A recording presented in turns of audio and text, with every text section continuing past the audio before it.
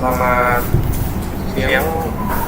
Kami dari kelompok dari Manajemen Sosial Data ingin memasukkan progres report satu kita yaitu ERP kami. Untuk table of content kami seperti yang dilihat ada slide sebagai yang tujuh slide yang akan kami presentasikan. Untuk kami sendiri ada Abdurrahman Abdul Hamid, Oktav, Fadia Darussalam, Ahmad Raja Fadil, dan saya sendiri dari DS. Untuk deskripsi restoran mewah itu, restoran Meva adalah salah satu restoran yang menawarkan pengalaman santap eksklusif dengan standar tinggi dalam hal proses makanan, layanan, atmosfer, dan fasilitas. Restoran ini biasanya menyasar pelanggan kelas atas yang mencari pengalaman kuliner premium. Untuk membantu proses bisnis dari restoran ini, maka akan dibuat sebuah aplikasi yang bertujuan dapat mengelola bisnis ini. Selanjutnya bisa dibacakan. Oke, jadi aturan bisnis restoran Meva ini, pelanggan dapat melakukan pemesanan makanan dan minuman baik di tempat dine-in maupun dibawa pulang take away. Pelanggan yang melakukan reservasi merupakan pelanggan yang sudah terdaftar menjadi anggota. Data pelanggan meliputi ID pelanggan, nama lengkap, nomor telepon, dan email. Selanjutnya, setiap pesanan dapat terdiri dari satu atau lebih menu yang tersedia di restoran. Setiap pesanan memiliki nomor pesanan, tanggal pesanan, waktu pesanan, total harga, metode bayar, dan status pesanan. Terdapat pula detail pesanan yang menyimpan informasi menu, apa yang dipesan, dan jumlah pesan setiap menunya.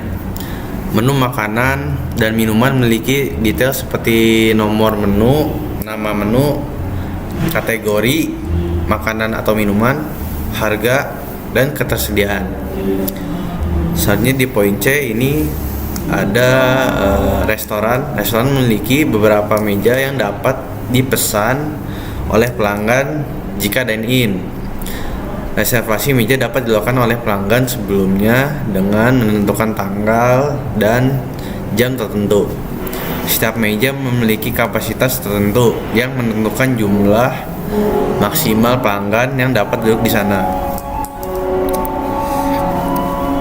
Selanjutnya poin ke D yaitu bahan baku makanan atau minuman harus dikelola dengan baik, termasuk mencatat stok dan pemasoknya. Setiap bahan baku memiliki informasi seperti nama, kategori bahan baku, stok saat ini, satuan, kilogram, liter, gram, bungkus. Setiap menu makanan atau minuman dapat dibuat dari satu bahan baku atau lebih, serta satu bahan baku dapat digunakan pada satu atau lebih menu makanan atau minuman. Selanjutnya poin terakhir ada poin E yaitu diskon atau promo dapat diberikan untuk pesanan tertentu, pelanggan loyal, atau pada event khusus. Pemberian diskon atau promo harus tercatat dalam transaksi yang dilakukan oleh pelanggan, termasuk menu makanan mana saja yang dine-in maupun take away. Next. Selanjutnya ada atribut restoran Meva. Yang pertama itu ada pelanggan dengan atributnya ada ID pelanggan, nama lengkap, nomor telepon, email. Lanjut ada detail pesanan dengan atributnya ID detail pesanan, nomor pemesanan, nomor menu, dan jumlah pesan. Lanjut ada reservasi meja, itu ada ID reservasi, ID anggota, ID meja, tanggal reservasi, dan jam reservasi. Lanjut bahan baku, ada ID bahan baku, ID pemasok, nama bahan baku, kategori bahan baku, stok saat ini, satuan berat. Lalu ada diskon dengan ID diskon, nama promo, tipe promo, presentasi diskon, tanggal mulai dan tanggal berakhir. Transaksi, lanjut ada transaksi selesai dengan atributnya itu ada ID transaksi selesai, ID order diskon, ID pesanan. Lanjut ada penggunaan bahan baku di mana atributnya ada D penggunaan, ID maksudnya di sini yaitu ID penggunaan, lalu ada ID bahan baku, ID menu. Lanjut transaksi diskon, itu ada ID order diskon, ID diskon, ID transaksi selesai, ID pesanan. Lanjut ada pemasok, ID pemasok, nama pemasok, kontak pemasok, dan alamat pemasok. Lalu selanjutnya ada menu dengan atributnya yaitu ID menu, nama menu kategori makanan atau minuman, harga, dan ketersediaan. Selanjutnya ada anggota dengan atributnya ID anggota, ID pelanggan, ID reservasi. Lanjut ada meja dengan atributnya ID meja dan kapasitas. Selanjutnya akan dijelaskan oleh rekan saya.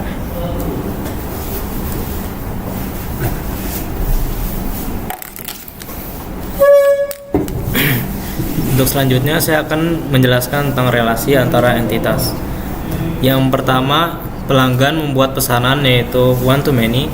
Satu pelanggan bisa membuat banyak pesanan. Yang kedua, pelanggan bisa menjadi anggota one to many tapi tidak wajib atau opsional.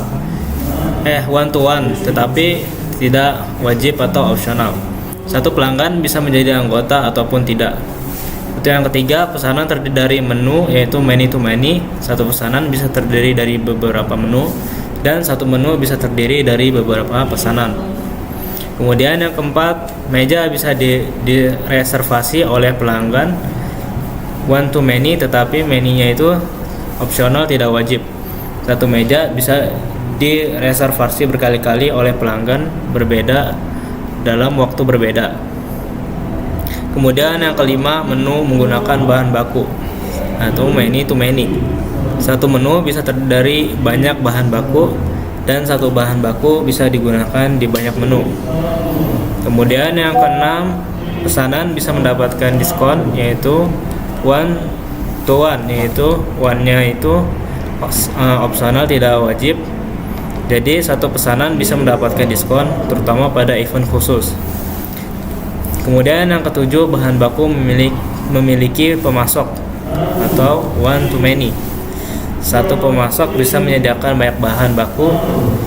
Dan yang kedelapan, reservasi meja dibuat oleh pelanggan yaitu one to many. Satu pelanggan bisa membuat banyak reservasi.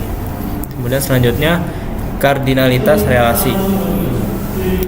Yang pertama, pelanggan ke pesanan. Satu pelanggan bisa punya banyak pesanan. Kemudian yang kedua, pelanggan ke anggota. Satu pelanggan bisa saja menjadi anggota. Kemudian yang ketiga, pesanan ke detail pesanan. Satu pesanan terdiri dari banyak menu. Yang keempat, menu ke detail pesanan. Satu menu bisa muncul di banyak pesanan. Kelima, pelanggan ke reservasi meja. Satu pelanggan bisa membuat banyak reservasi meja. Kemudian yang keenam, meja ke reservasi meja. Satu meja bisa direservasi berkali-kali. Kemudian yang ketujuh, menu ke pengguna bahan baku. Satu menu bisa dibuat dari banyak bahan baku. Kemudian yang kedelapan, bahan baku ke penggunaan bahan baku. Satu bahan baku bisa digunakan di banyak menu. Kemudian yang kesembilan, pesanan ke transaksi diskon.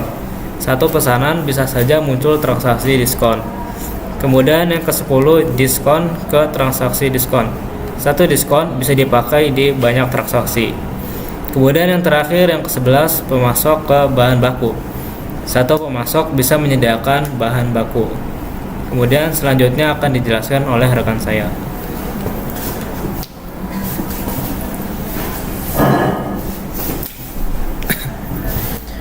Nah, berikut adalah gambaran ERD dari konseptual data model, di mana semua dimulai dari pelanggan. Kemudian pelanggan itu akan kami bagi dua menjadi dine in atau take away. Nah, dalam kasus yang kami melakukan ini akan berfokus pada dine-in karena takeaway tidak memerlukan meja atau transaksi atau jenis member lainnya begitu. Lalu di sini anggota merupakan pelanggan. Nah, sedangkan pelanggan tidak wajib menjadi anggota. Nah, juga selanjutnya anggota bisa saja mereservasi meja, dan juga meja itu emang wajib direservasi oleh anggota sehingga pelanggan biasa tidak bisa. Nah, lalu beralih ke kotak yang hijau. Pelanggan itu membuat pesanan. Nah, pesanannya itu di sini kami membuat menjadi one to many, di mana setiap pesanan itu konteksnya pasti dibuat oleh pelanggan. Nah, sebaliknya setiap pelanggan bisa membuat banyak pesanan. Nah, pesanan ini juga memiliki detail pesanan, di mana detail pesanan ini juga setiap pesanan memiliki banyak detail pesanan. Sebaliknya lagi, banyak detail pesanan memiliki tepat satu pesanan. Nah, dari detail pesanan ini kami sambungkan lagi ke menu, karena sebelumnya pesanan dan menu itu merupakan many to many, sehingga kami membutuhkan entitas baru untuk menyambungkan keduanya. Nah, dari detail pesanan ke menu itu ada banyak detail pesanan memiliki tepat satu menu. Sebaliknya, setiap menu wajib memiliki detail pesanan. Nah, selanjutnya beralih ke penggunaan bahan baku. Nah, dari menu ke bahan baku itu setiap menu wajib menggunakan bahan baku untuk memasak. Nah, sebaliknya banyak penggunaan bahan baku untuk tepat satu menu. Nah, selanjutnya lagi ke bahan baku. Setiap bahan baku harus memiliki banyak penggunaan bahan baku tentunya. Nah, sebaliknya setiap bahan baku harus memiliki banyak penggunaan bahan baku. Nah, maksud di sini adalah penggunaan bahan baku di sini sebagai penyambung antara menu dan bahan baku, karena sebelumnya mereka adalah many to many, sehingga membutuhkan entitas baru untuk menyambungkan keduanya. Nah, dari bahan baku itu membutuhkan pemasok tentunya. Nah, jadi banyak bahan baku memiliki tepat satu pemasok. Nah, ada juga setiap pemasok memiliki banyak bahan baku. Nah, selanjutnya kita beralih ke transaksi. Dari pesanan ke transaksi selesai. Nah, setiap pesanan pasti memiliki satu transaksi selesai. Dan juga setiap transaksi selesai pasti memiliki satu pesanan. Sedangkan transaksi diskon di sini adalah opsional, karena setiap pesanan pelanggan bisa saja memiliki transaksi diskon. Dan setiap transaksi diskon pasti termasuk pesanan.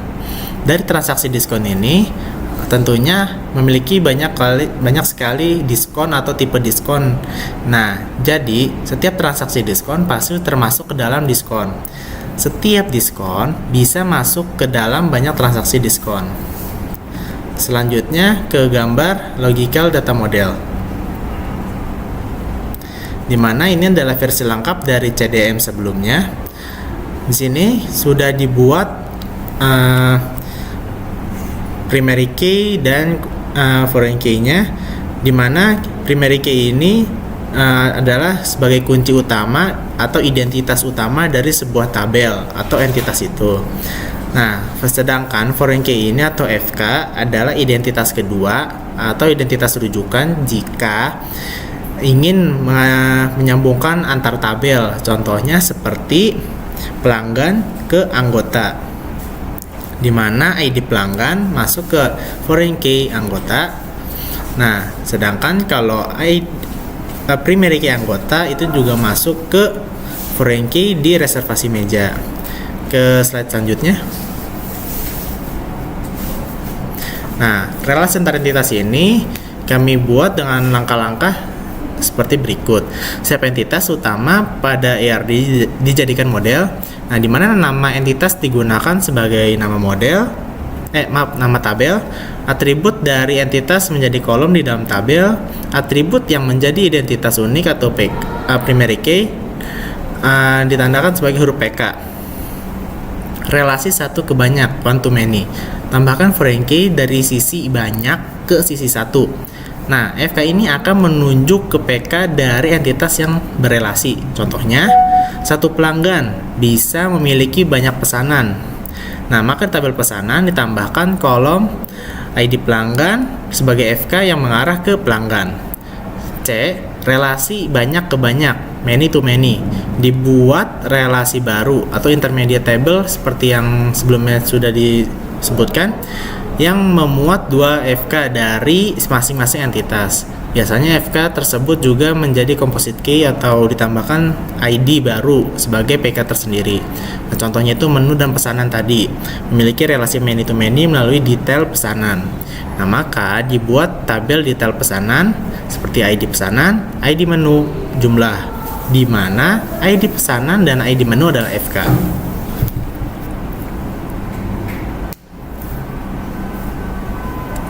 Sekian dari presentasi kelompok kami. Jika ada lebih kurang yang mau dimaafkan, sekian dari kami. Terima kasih.